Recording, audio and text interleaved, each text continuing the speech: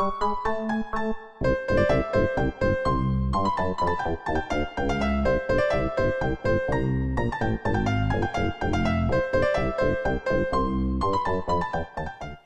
everybody, welcome to the Questionable Botanist. I'm Frank McDonough, the Questionable Botanist here at the Los Angeles County Arboretum and Botanic Garden.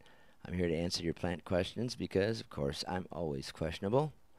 And today I have one plant question. Actually, I went on site today. And the reason I went on site is that I had been getting all kinds of calls over the last couple of years about Pittosporum undulatum, also known as the Victorian box, having problems, dying out. Calls from, mostly from tree people, calling me and going, hey, is there something wrong with the Pittosporums that's killing them off? So let me give you a little history about Pittosporum undulatum. It's known as a Victorian box, and it is a tree that is smelled before it is seen.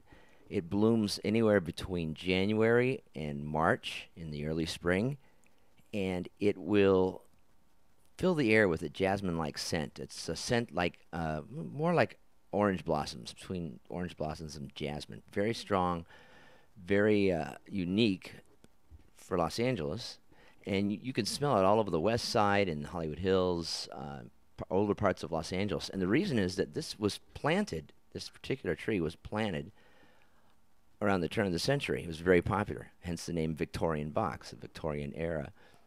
Going into the late 1800s and a little into the early 1900s as well. And so there may be a possibility that these are just dying of old age, but I finally got to take a look at one, and this one was located in Altadena. So I saw this morning, and let me share with you what I found.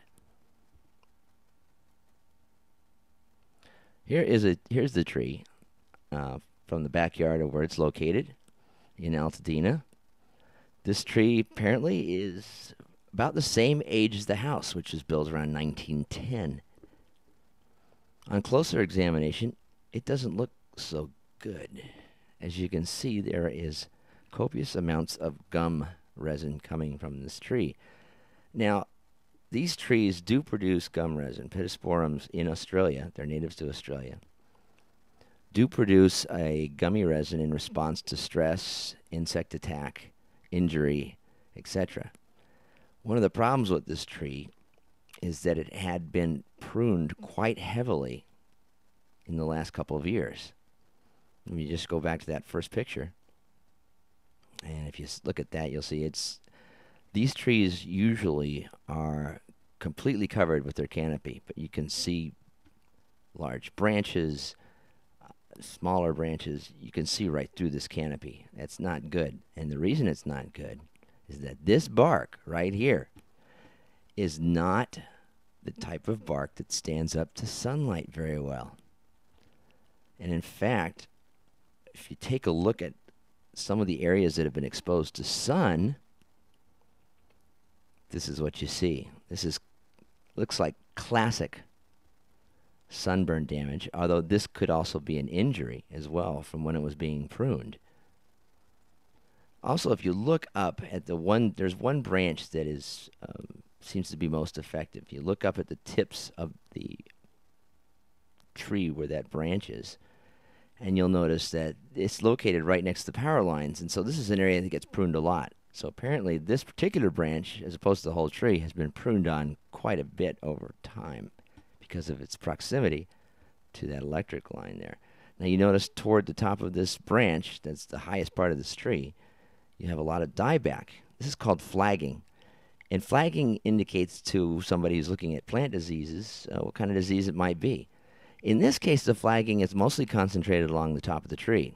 With some diseases like Phytophthora, the flagging is sporadic and over the entire, usually the entire tree here and there. But here it's all in one area. This indicates that the tree is having a hard time getting water up to the tip there, so you have dieback. Now, there is a disease called scorch, which is affecting a lot of trees here in Southern California. It's only been out here for the last 10 years. It is endemic to the East Coast, scorch is. It's called Xylella, by the way, and it's also a big threat to vineyards in the north. But anyway, this scorch came in on oleanders. It's killed off quite a few oleanders, and it's spreading to other plants.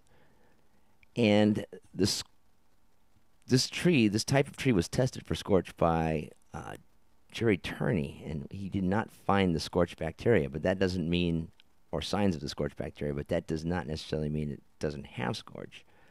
That just means that it's less likely to have scorch.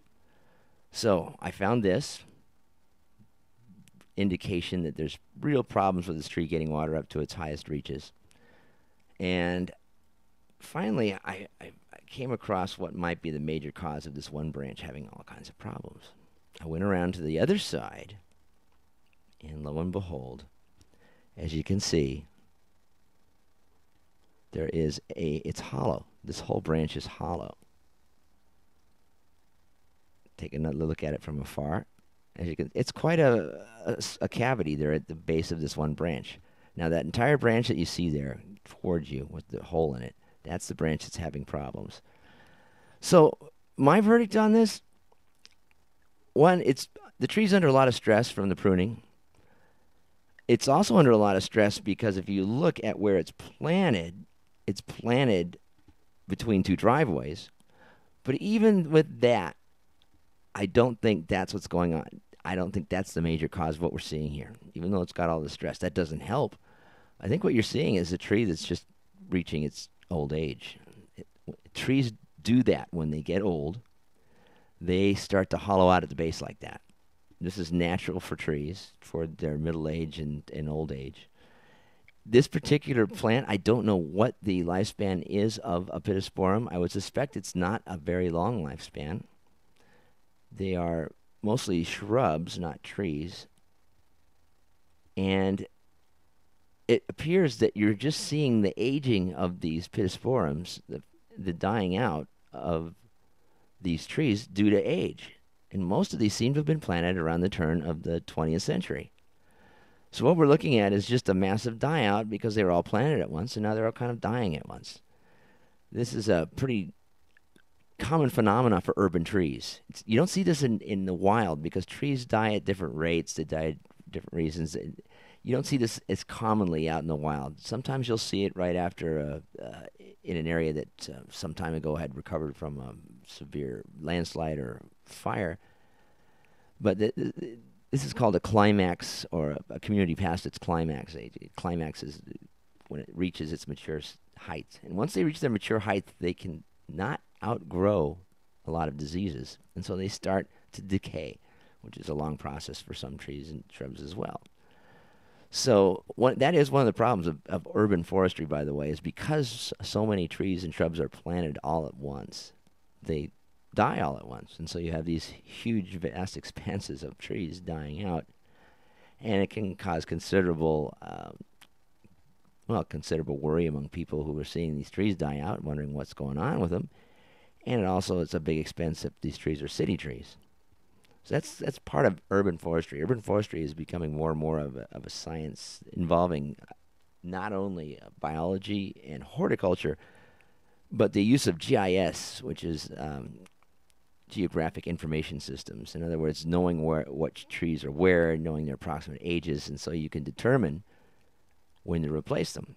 It's a fascinating subject. There's lots of great websites on urban forestry. And there's the Urban Forestry, I do believe it's called the Urban Forestry Association, but don't hold me to it. I don't have the name at the tip of my brain right now. Anyway, that's it for the Questionable Botanist. I hope you enjoyed that puzzle, that whodunit, so to speak.